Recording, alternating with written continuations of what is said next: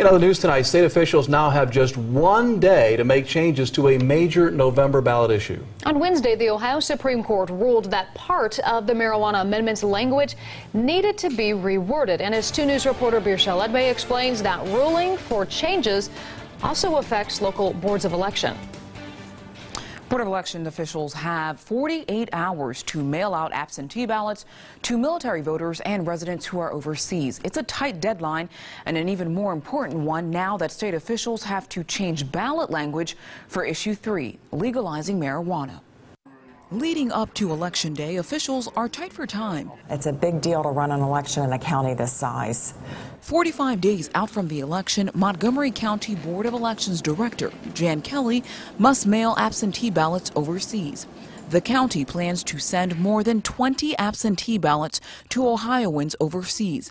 They have to be sent this Saturday, but the marijuana amendment's language isn't finalized because of a recent court ruling. Sometimes we're finding in the past major elections that this has been a pretty common practice, and so we're always on eggshells waiting for these decisions because we really can't start our logistics and accuracy testing until everything's solidified. Having to resend the ballots would require staff to repeat the process.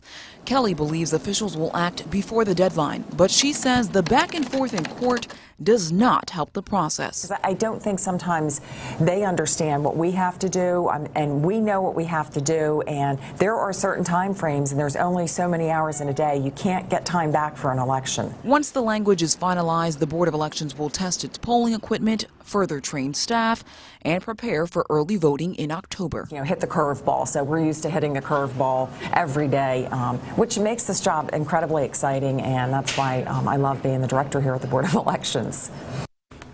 Secretary John Husted did tell me this afternoon that he's confident the language change will happen at a meeting scheduled tomorrow for 9 a.m. We'll keep you updated. Birsha Ledbay.